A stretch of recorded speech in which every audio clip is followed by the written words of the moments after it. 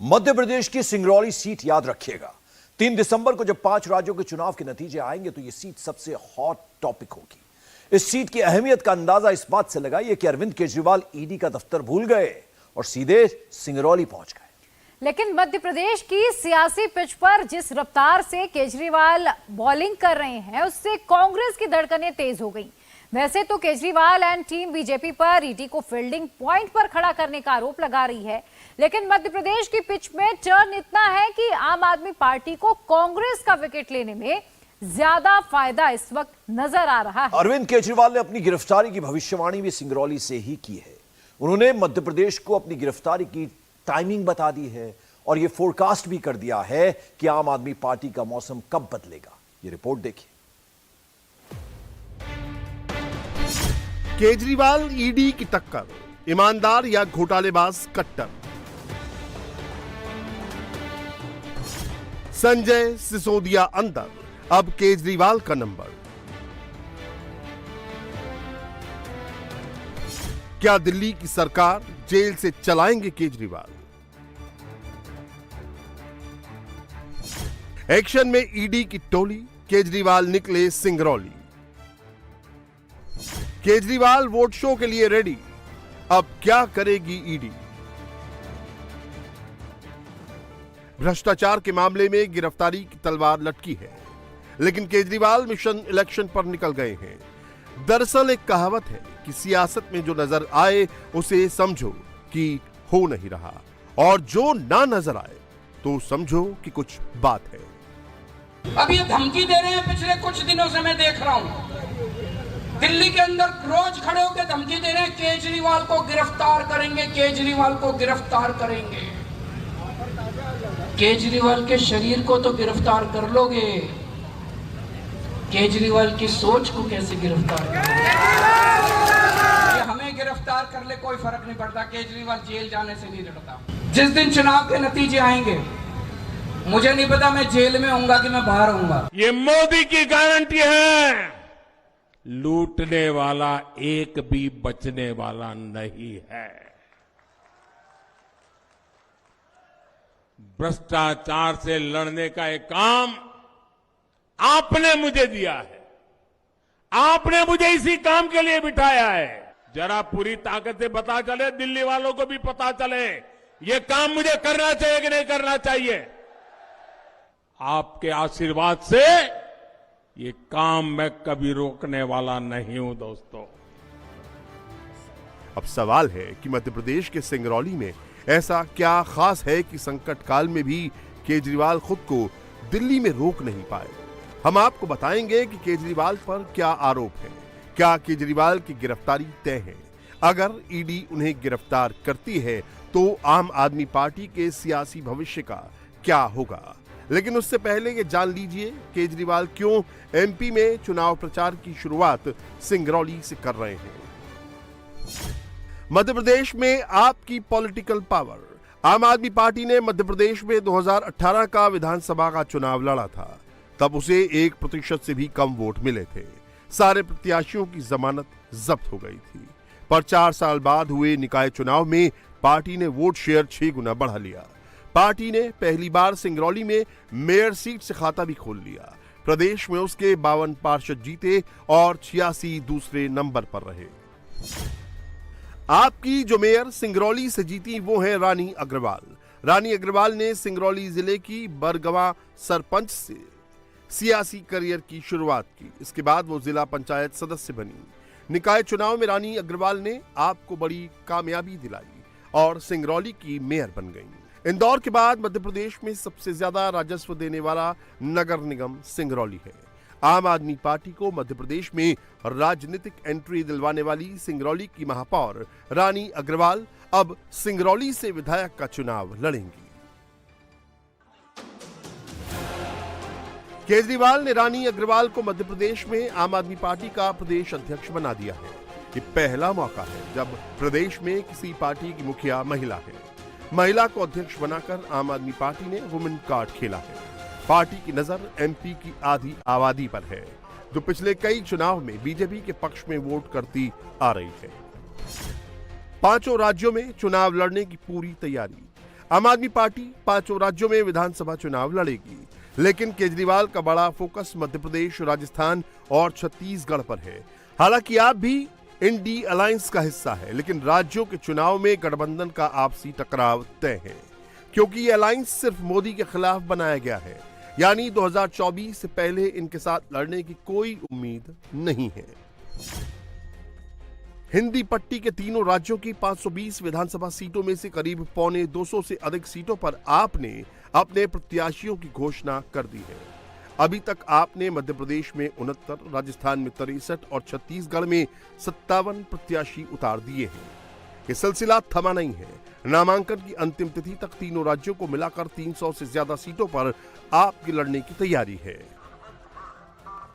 लेकिन सवाल है कि एमपी में केजरीवाल के प्रचार से नुकसान किसका होगा? क्या बीजेपी का, जिसके बारे में आपका दावा है कि वो आम आदमी पार्टी को खत्म कर देना चाहती है, या फिर कांग्रेस का, जिसके साथ आपका मोदी के खिलाफ अलायंस है?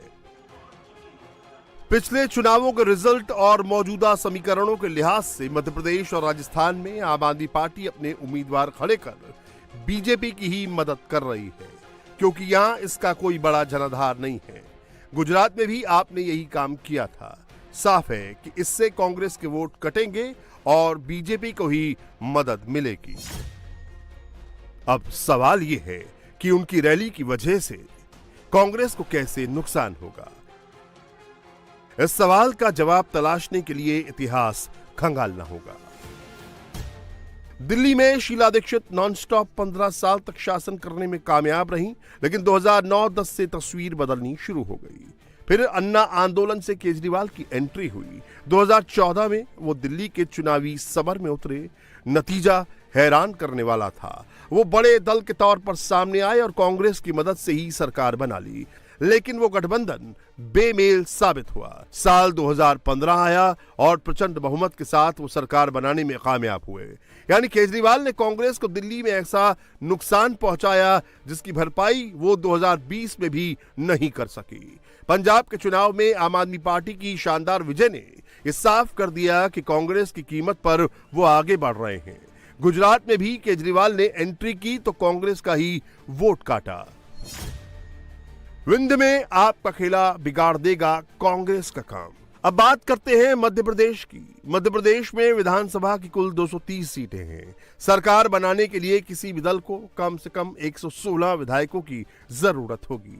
अगर आम आदमी पार्टी की बात करें तो सिर्फ 70 सीटों पर इसके उम्मीदवार अपनी किस्मत आजमा रहे हैं।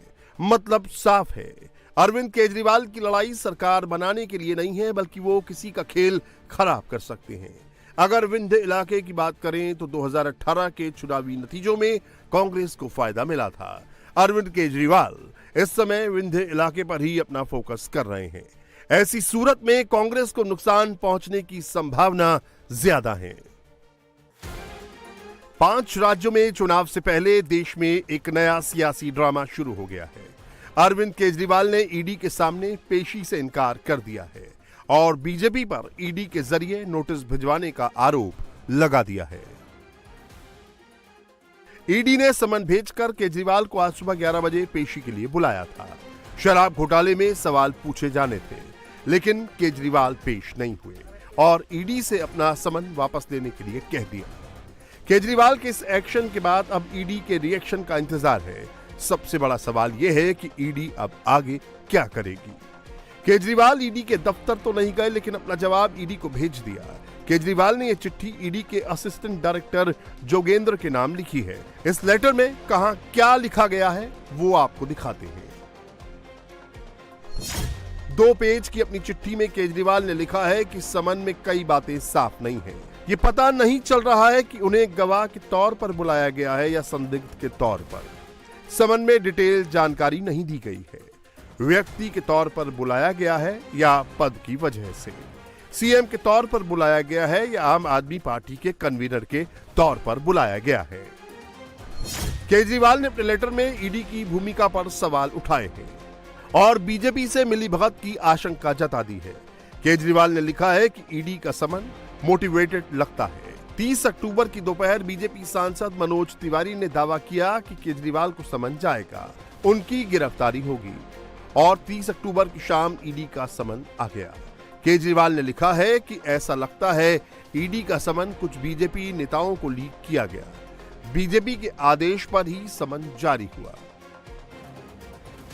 ईडी के समन के जवाब में दिल्ली के मुख्यमंत्री अरविंद केजरीवाल ने जो चिट्ठी लिखी है उसमें बीजेपी सांसद मनोज तिवारी के नाम का भी जिक्र है, जिसमें कहा गया है कि मनोज तिवारी ने 30 अक्टूबर को दोपहर में ही कहा था कि केजरीवाल को ईडी का समन जाएगा और उसी दिन शाम में ईडी का समन आया जिसमें कहा गया कि मुझे गिरफ्तार किया जाएगा। केजरीवाल के इस बयान पर मनोज तिवारी का जवाब भी आ गया है। नैतिक रूप से उसको अपने पद पे नहीं रहने देना चाहिए, मैं इसका समर्थन कर रहा हूं। कल से मैं भी जाऊंगा। 15 नवंबर तक प्रचार है। आपका प्रचार अचानक आज ही क्यों हो गया? क्या आज लास्ट डेट है? 15 दिन पहले से शुरू है, 15 नवंबर तक है। प्रचार का बहाना छोड़ो, दिल्ली को जवाब दो अरविंद केजरीवाल। ये हम सब यहाँ बैठ के कह रहे हैं। दिल्ली सरकार के एक और मंत्री राजकुमार आनंद के यहाँ भी आज रेड हुई। जो भी जुड़ा होगा इस अपराध में उसको बचना नहीं चाहिए। केजरीवाल ने पेशी से इनकार कर दिया है, बीजेपी पर आरोप लगा दिया है। इसके बाद आप और बीजेपी में जुबानी जंग तेज हो गई है। ईडी के नोटिस को आम आदमी पार्टी बीजेपी से जोड़ रही है। जवाब में बीजेपी ने भी केजरीवाल पर पलटवार किया है और कहा है कि केजरीवाल ड्रामा करने की बजाय ईडी की जांच में सहयोग करें।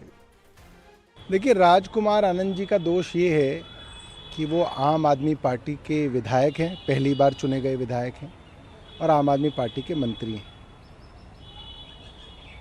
अंग्रेज़ों के ज़माने में भी अगर किसी के घर पे आपको सर्च करनी होती थी तो कोर्ट से सर्च वारंट की ज़रूरत पड़ती थी, क्योंकि अंग्रेज़ भी ये मानते थे कि किसी पुलिस या किसी एजेंसी को अगर आपने हक दे दिया कि वो किसी के भी घर में घुस के जांच कर ले तो फिर तो दहशत का माहौल होगा हर जगह, इसलिए कोर्ट्स सर्च वारंट देते थे। मगर आज ईडी को किसी कोर्ट के वारंट की ज़रूरत नहीं है। ईडी के अफसर खुद तय करते हैं कि उनको आज किसके घर पे छापा मारना। और खास बात यह है, छापा सिर्फ अपोजिशन पार्टी के यहाँ ही मारा जाता है। अब तक ज़्यादातर राज्यों के अंदर भारतीय जनता पार्टी की सरकार है, इनके मुख्यमंत्री हैं, इनके मंत्री हैं। कितने मंत्री और मुख्यमंत्रियों के आज तक छापा पड़ा है भारतीय जनता पार्टी के? भारतीय जनता पार्टी बताए। और केजरीवाल जी को समझना चाहिए कि आज धरने और ड्रामे का समय नहीं है, आज अपने दायित्व को निभाने का समय है, जांच में हिस्सा बनने का समय है, विक्टिमहुड कार्ड नहीं भ्रष्टाचार का रिपोर्ट कार्ड देने का समय है।